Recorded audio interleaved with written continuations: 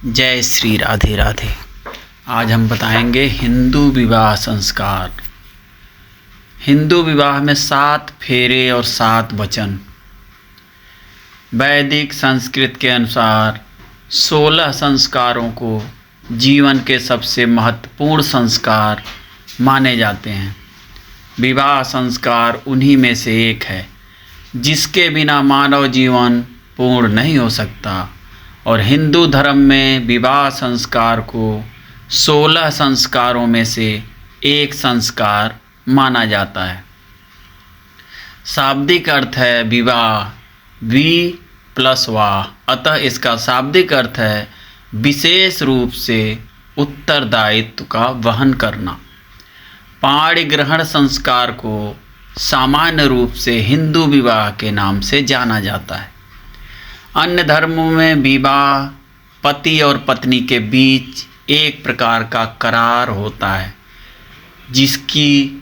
जिसे कि विशेष परिस्थितियों में तोड़ा भी जा सकता है, परंतु हिंदू विवाह पति और पत्नी के बीच जन्म जन्मांतरों का संबंध होता है जिसे किसी भी परिस्थिति में नहीं तोड़ा जा सकता। अग्नि के 7 फेरे लेकर और ध्रुव तारा को साक्षी मानकर 2 तन मन तथा आत्मा एक पवित्र बंधन में बंध जाते हैं। हिंदू विवाह में पति और पत्नी के बीच शारीरिक संबंध से अधिक आत्मिक संबंध होता है और इस संबंध को अत्यंत पवित्र माना गया है। अब 7 फेरे और 7 वचन। विवाह एक ऐसा मौका होता है जब 2 इंसानों के साथ साथ 2 परिवारों का जीवन भी पूरी तरह बदल जाता है। भारतीय विवाह में विवाह की परंपराओं में 7 फेरों का भी एक चलन है जो सबसे मुख्य रस्म होती है। हिंदू धर्म के अनुसार 7 फेरों के बाद ही शादी की रस्म पूर्ण होती है। 7 फेरों में दूल्हा और दुल्हन दोनों से 7 वचन लिए जाते हैं। यह 7 फेरे ही पति पत्नी के रिश्ते को 7 जन्मों तक बांधते हैं। हिंदू विवाह संस्कार के अंतर्गत वर वधू अग्नि को साक्षी मानकर इसके चारों ओर घूमकर पति पत्नी के रूप में एक साथ सुख से जीवन बिताने के लिए प्रण करते हैं, और इसी प्रक्रिया में दोनों 7 फेरे लेते हैं जिसे सप्तपदी भी कहा जाता है। और यह 7 फेरे या पद 7 वचन के साथ लिए जाते हैं। हर फेरे का एक वचन होता है जिसे पत्नी पति जीवन भर साथ निभाने का वादा करते हैं। यह 7 फेरे ही हिंदू विवाह की स्थिरता का मुख्य स्तंभ होते हैं। 7 फेरों के 7 वचन कौन कौन से हैं? विवाह के बाद कन्या वर के बाम अंग में बैठने से पूर्व उससे 7 वचन लेती है। कन्या द्वारा वर से लिए जाने वाले 7 वचन इस प्रकार हैं। प्रथम वचन है तीर्थ व्रतोद्यापन यज्ञ कर्म मया सहैव प्रियवयम कुर्या वामांग मायामि तदा त्वदीयम प्रवीति वाक्यम प्रथमम कुमारी। यहाँ कन्या वर से कहती है कि यदि आप कभी तीर्थ यात्रा को जाओ तो मुझे भी अपने संग लेकर जाना।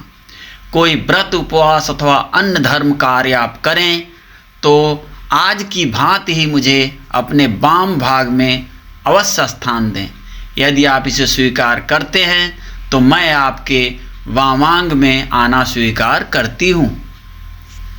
किसी भी प्रकार के धार्मिक कृत्यों की पूर्णता हेतु पति के साथ पत्नी का होना अनिवार्य माना गया है।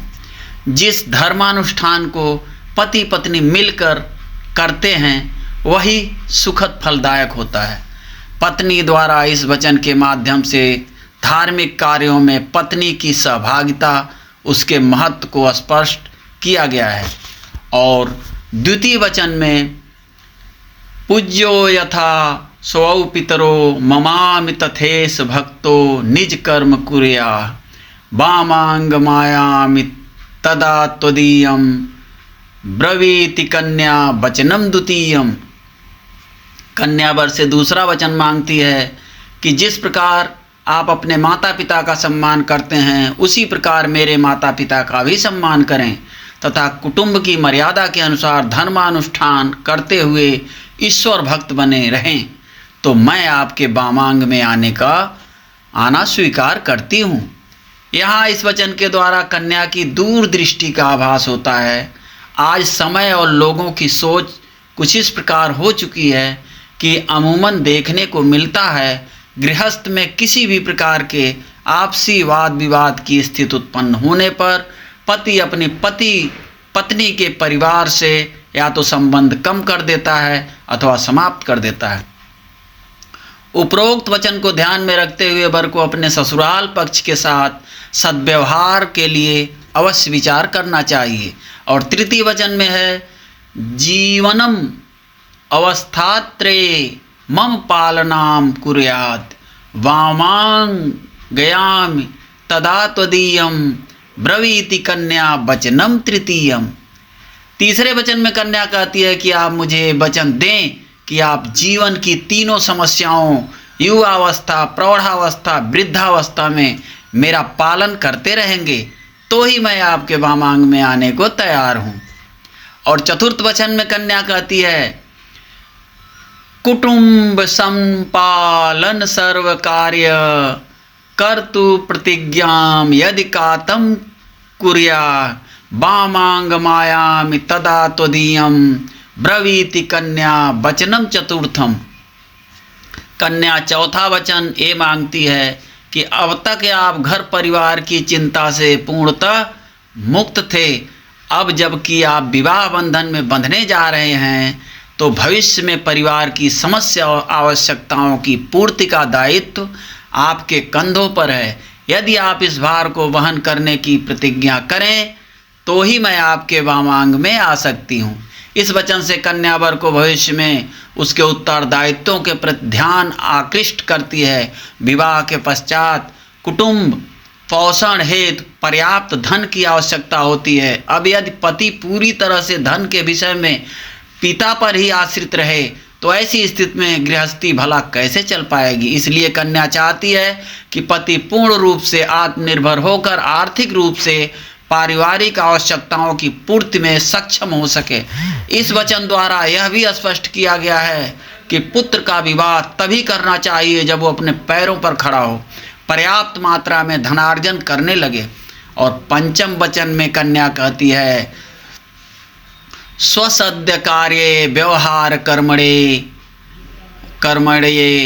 व्यये समापि मंत्र ए था वामांग मायामि तदा त्वदीयं ब्रूते वच पंच मंत्र कन्या।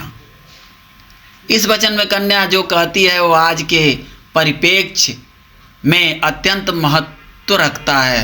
वो कहती है कि अपने घर के कार्यों में विवाहादि लेन देन अथवा अन्य किसी हेतु खर्च करते समय यदि आप मेरी भी मंत्रणा लिया करें तो मैं आपके वामांग में आने को स्वीकार करती हूँ। यह वचन पूरी तरह से पत्नी के अधिकारों को रेखांकित करता है। बहुत से व्यक्ति किसी भी प्रकार के कार्य में पत्नी से सलाह करना आवश्यक नहीं समझते हैं। अब यदि किसी भी कार्य को करने से पूर्व पत्नी से मंत्रणा कर ली जाए तो इससे पत्नी का सम्मान तो बढ़ता ही है, साथ साथ अपने अधिकारों के प्रति संतुष्टि का भी आभास होता है। और छठवें वचन में पत्नी कहती है न मेप मानसम सविधे सखीनाम द्वितम नवा दुर्व्यसनम भंजश्चेत वामांग मायामि तदा त्वदीयं ब्रवीति कन्या वचनम च खष्टम। छठवें वचन में कन्या कहती है कि यदि मैं अपनी सखियों अथवा अन्य स्त्रियों के बीच बैठी हूँ तब आप वहाँ सबके सम्मुख किसी भी कारण से मेरा अपमान नहीं करेंगे। यदि आप जुआ अथवा अन्य किसी भी प्रकार के दुर्व्यसन से अपने आप को दूर रखें तो ही मैं आपके वामांग में आना स्वीकार करती हूँ। वर्तमान परिप्रेक्ष्य में इस वचन में गंभीर अर्थ समाहित है। विवाह पश्चात कुछ पुरुषों का व्यवहार बदलने लगता है। वे जरा जरा सी बात पर सबके सामने पत्नी को डांट डपट देते हैं। ऐसे व्यवहार से पत्नी का मन कितना आहत होता होगा। यहाँ पत्नी चाहती है कि बेशक एकांत में पति उसे जैसा चाहे डांटे, किंतु सबके सामने उसके सम्मान की रक्षा की जाए। साथ ही वो किन्हीं दुर्व्यसनों में फंसकर अपने गृहस्थ जीवन को नष्ट ना कर लें। और 7वें वचन में स्त्री कहती है, परिस्त्रियम मातृसमामम समीक्षम स्नेहम सदा चेन्मयी कांत कुर्या वामांग मायासि तदा त्वदीयम ब्रूते वच सप्तम मंत्र कन्या। अंतिम वचन के रूप में कन्या ये वर मांगती है कि आप पराई स्त्री को माता के समान समझेंगे और पति पत्नी के आपसी प्रेम के मध्य अन्य किसी को भागीदार नहीं बनाएंगे। यदि आप यह वचन मुझे दें तो ही मैं आपके वामांग में आना स्वीकार करती हूँ। विवाह पश्चात यदि व्यक्ति किसी बाह्य स्त्री के आकर्षण में फंसकर पथभ्रष्ट हो जाए तो उसकी परिणति क्या होती है। इसीलिए इस वचन के माध्यम से कन्या अपने भविष्य को सुरक्षित रखने का प्रयास करती है। प्रेम से बोलिए हर हर महादेव, जय श्री राम।